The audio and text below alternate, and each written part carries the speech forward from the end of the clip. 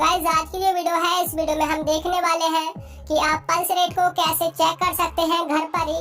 तो हम आपको बताने वाले हैं कि आप कैसे इसको मेजर करें। इसके साथ साथ जो अदर पॉइंट्स हैं उनको भी कवर करने वाले हैं, जैसे कि पल्स रेट क्या है और ये कितनी नॉर्मल रेंज होनी चाहिए पल्स रेट की। इसके अलावा एक होती है हमारी हार्ट रेट, तो हार्ट रेट और पल्स रेट में क्या डिफरेंस है, और लास्ट में हम देखेंगे कि किसकी वजह से हार्ट रेट या पल्स रेट ज्यादा हो जाती है या फिर किसकी वजह से कम हो जाती है। और इससे पहले बता दूं, अगर आपने अभी तक हमारा दूसरा चैनल फैक्ट वाला सब्सक्राइब नहीं किया है तो सब्सक्राइब कीजिए, लिंक आपको मिलेगा डिस्क्रिप्शन में। इस पर हम फैक्ट से रिलेटेड वीडियोस अपलोड करते रहते हैं। तो चलिए करते हैं वीडियो को स्टार्ट, लेट्स बिगिन।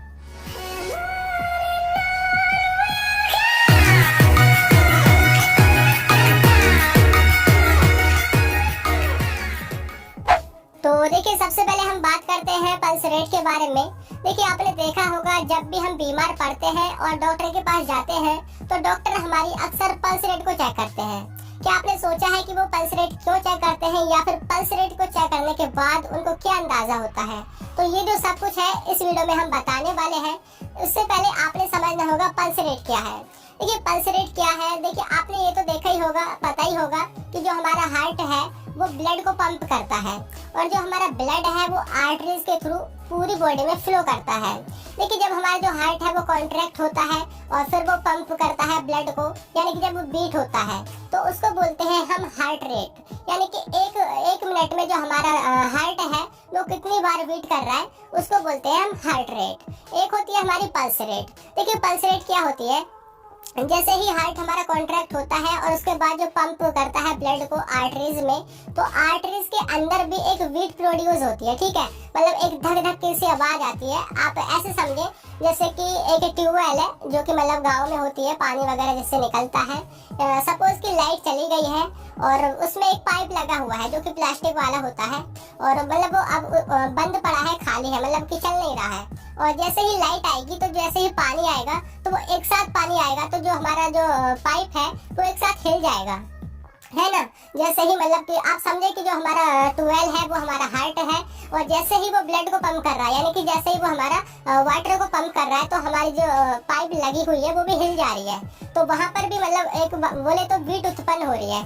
तो इसी तरह जब हमारा हार्ट एक प्रेशर के साथ ब्लड को पंप करता है आर्टरीज में, तो जो आर्टरीज होती हैं उनमें भी एक बीट उत्पन्न हो जाती है और उसी बीट को हम पल्स रेट कहते हैं। देखिए, जो हमारा पल्स रेट है या फिर हार्ट रेट है उसमें कोई ज्यादा बड़ा डिफरेंस नहीं है। हार्ट रेट यानी कि जब हमारा जो हार्ट है वो कॉन्ट्रैक्ट करता है और उसके बाद जो बीट उत्पन्न होती है तो वो एक मिनट में कितनी बार बीट कर रहा है उसको हम हार्ट रेट कहते हैं। दूसरा पल्स रेट यानी कि जब वो ब्लड को पंप कर रहा है और पंप करने के बाद जो आर्टरीज होती हैं उनमें जो बीट उत्पन्न हो रही है तो वो एक मिनट में कितनी बीट उत्पन्न हो रही है, यानी कि उस रेट को हम बोलते हैं पल्स रेट। अब देखिए, समझ लेते हैं कि इसकी नॉर्मल रेंज कितनी होती है। देखिए, नॉर्मल रेंज सेम होती है जैसे कि हार्ट रेट की होती है उतनी ही पल्स रेट की होती है। लेकिन अगर हम एवरेज की बात करें तो वो 72 पर मिनट होती है और मिनिमम जो होती है वो होती है 60 एंड मैक्सिमम जो होती है वो होती है हमारी 90 या फिर 100। तो देखिए, अगर 90 से भी ऊपर है यानी कि जो हमारी पल्स रेट है वो 90 से ऊपर है तो उसको हम बोलते हैं टैकीकार्डिया। अगर 60 से कम है तो उसको बोलते हैं ब्रैडीकार्डिया। ठीक है, ये इसकी नॉर्मल रेंज है। और देखिए, इसके बाद हम बात करते हैं कि आप पल्स रेट को कैसे चेक कर सकते हैं। बहुत आसान तरीका है। देखिए, सबसे पहले तो आपने ये ध्यान रखना है जिसकी भी आपने पल्स रेट चेक करनी है वो जो इंसान है कहीं से दौड़कर नहीं आया हो, बोले तो उसने कुछ ऐसा काम नहीं किया हो जिससे उसकी सांसें फूल रही हो, है ना। यानी कि 5-10 मिनट वो ऐसी स्थिति में हो, बिल्कुल आराम की स्थिति में, तो तब आपने पल्स रेट चेक करनी है। आप खुद की भी चेक कर सकते हैं अभी भी वीडियो को देखते देखते। तो देखिए, करना क्या है, सबसे पहले जो आपका राइट हैंड है उसकी 2 उंगली, एक तो बड़ी वाली और उसके साइड में जो छोटी है यानी कि अंगूठे के और जो बड़ी उंगली है उसके बीच वाली, ये और एक अंगूठा, ठीक है, तीनों की जरूरत होती है।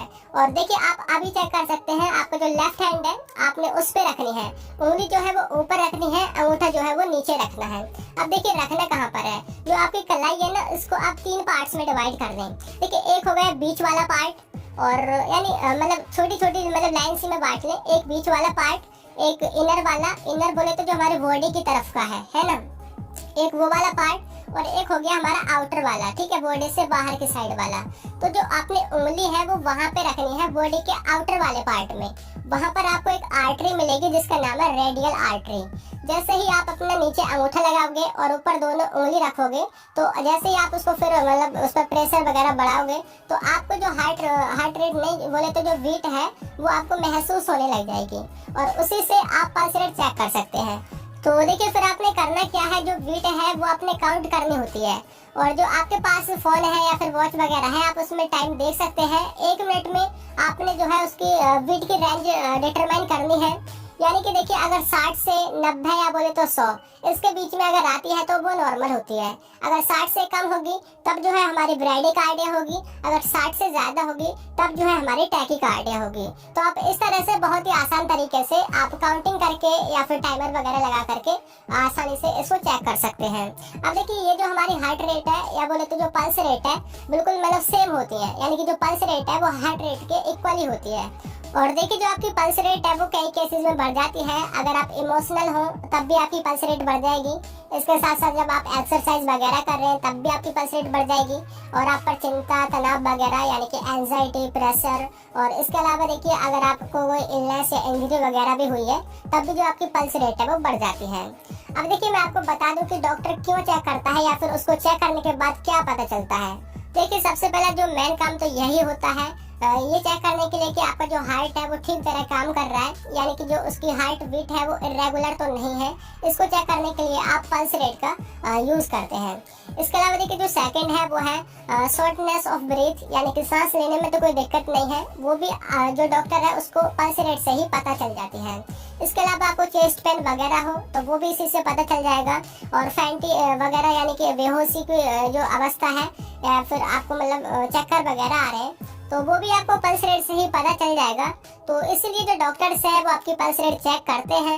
आई होप ये जो भी मैंने आपको बताया है पल्स रेट के बारे में वो आपको समझ आ गया होगा। कैसी लगी वीडियो आपको आप लाइक करना, आपके जो क्लासमेट है उनके साथ शेयर करना।